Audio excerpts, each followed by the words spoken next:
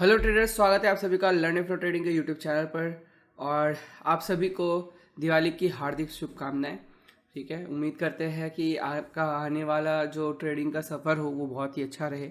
और आज के वीडियो में हम लोग डिस्कस करने वाले कुछ ऐसे स्टॉक्स जिनमें कि आप इन्वेस्ट कर सकते हैं आज मुहूर्त ट्रेडिंग के अवसर पर, या फिर आप ये कभी भी अभी आसपास जो भी दिन है नवंबर में, आप अक्टूबर नवंबर में इसमें एंट्रीज बना सकते हैं। ये मैं स्टॉक्स दे रहा हूँ फॉर इन्वेस्टिंग। तो चलिए आइए देखते हैं ये कौन से स्टॉक्स हैं।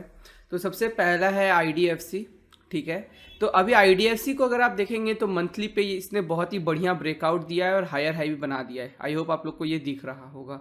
ठीक है, कि ये देखिए टचेस कर रहा था और यहाँ पे कि अभी इसने भी टच करके और ये हायर हाई निकल चुका है। ठीक है, हमने कुछ इसी एरियाज के आसपास में एंट्री किया था और ऑलरेडी 8-9% से 12-13% के आसपास में हम लोग प्रॉफिट पे भी है। ठीक है, लेकिन आप अभी भी बना सकते हो, बहुत बड़ी समस्या नहीं आएगी आपको। ठीक है, आप इसमें 10 से 15% का एसएल लेकर चल सकते हो। ठीक है, सो 10 से 15% एसएल के साथ आप इसमें इन्वेस्टिंग है तो आराम से आप इसमें 1 साल तक टिक सकते हो। ठीक है, और दूसरी बात है कि आप देख सकते हो कि यहाँ पे वॉल्यूम भी जो है वो अभी तक राइज नहीं हुआ है, so which is a good thing for us. तीसरी बात अगर आप देखेंगे तो आरएसआई भी जो है वो 60 के ऊपर निकल चुका है। ठीक है, और चौथी बात है कि अगर आप यहाँ पे इनका जो इनकम रिपोर्ट एंड ऑल सारा देखेंगे, ठीक है, जो कि मैं आइडियली एज सच बहुत ज़्यादा देखता नहीं हूँ, स्टिल आप अगर थोड़ा सा भी देखना चाहोगे तो यहाँ पे आपको देखने को मिलेगा। ठीक है, तो ये आप देख सकते हो कि यहाँ पे एक शार्प ग्रोथ आई थी। ठीक है, तो जिसका कि काफ़ी हमको अच्छा खासा फ़ायदा पड़ रहा है आईडीएफसी में। ठीक है, सो ये एक स्टॉक है।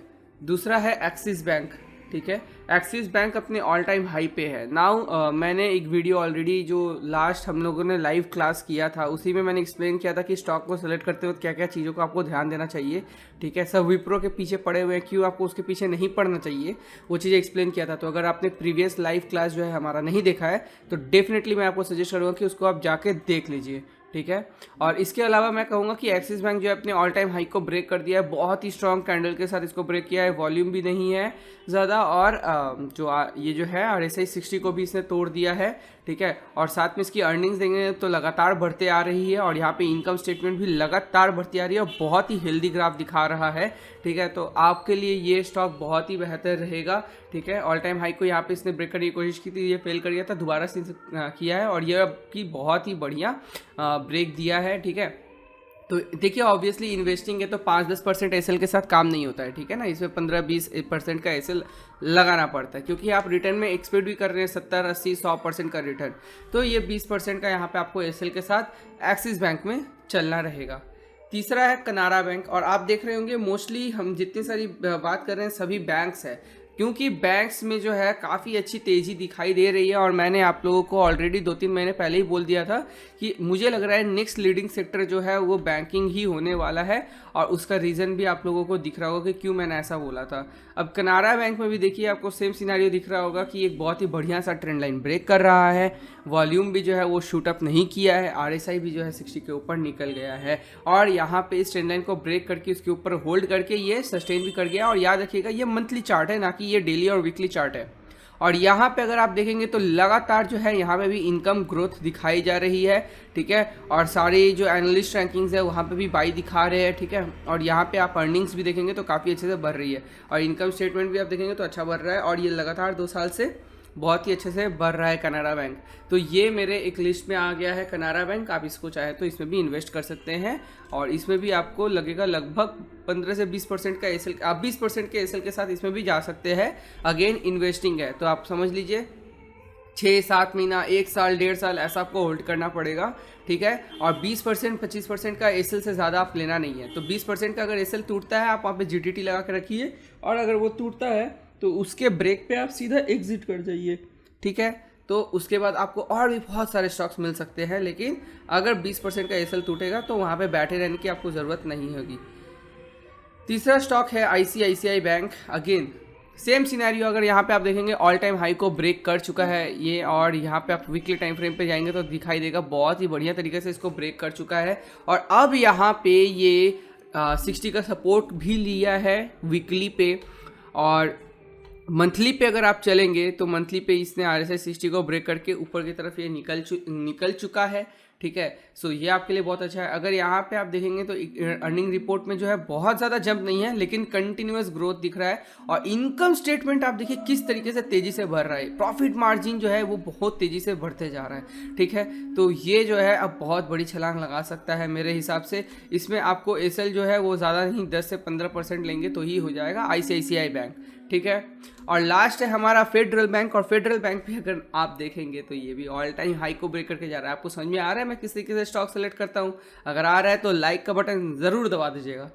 और यहाँ पे आप देख पा रहे हो कि ये दोबारा से इसको ब्रेक कर रहा है। यहाँ पे भी वॉल्यूम का कोई सर्ज नहीं है, विच is a very very good thing, ठीक है।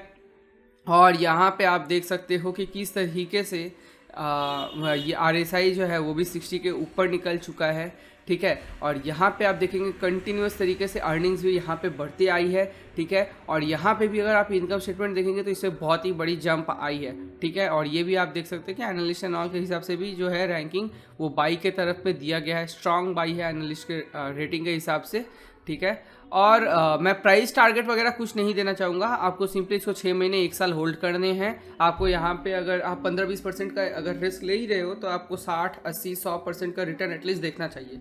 वो दिखता है तो फिर आप फर्दर आगे उसमें से एग्जिट करना चाहो ना चाहो वो आपकी मर्ज़ी है, लेकिन इस तरीके से आप प्लान कर सकते हैं, ठीक है।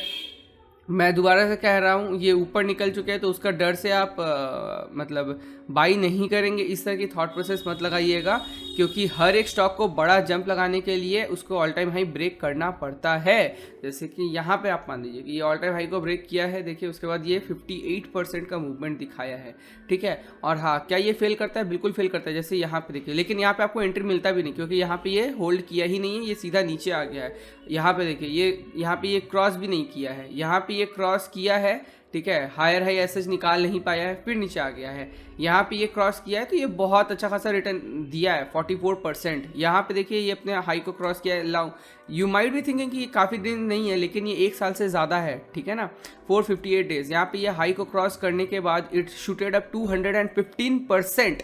तो उसी को फॉलो करना है आपको, उसमें और ज़्यादा दिमाग नहीं लगाना है। इन्वेस्टिंग की तरफ से आपको उसको देखना है, 6 महीने 1 साल 1.5 साल आराम से होल्ड करना है और एग्जिट कर लेना है। तो मुझे उम्मीद है दोस्तों आप लोगों को ये कैसे स्टॉक्स का सिलेक्शन किया गया है वो समझ में आ गया होगा। IDFC bank, axis bank, Canada bank, ICICI bank और फेडरल बैंक, और सभी स्टॉक से बैंकिंग सेक्टर से ही है। और बैंक निफ्टी भी जो है मेरे लिए अभी ये काफ़ी अच्छा खासा बुलिश हो गया है। देखिए अपने ऑल टाइम हाई को ब्रेक करने की कोशिश किया था, नीचे आके दोबारा से अब फिर से तोड़ने की कोशिश कर रहा है।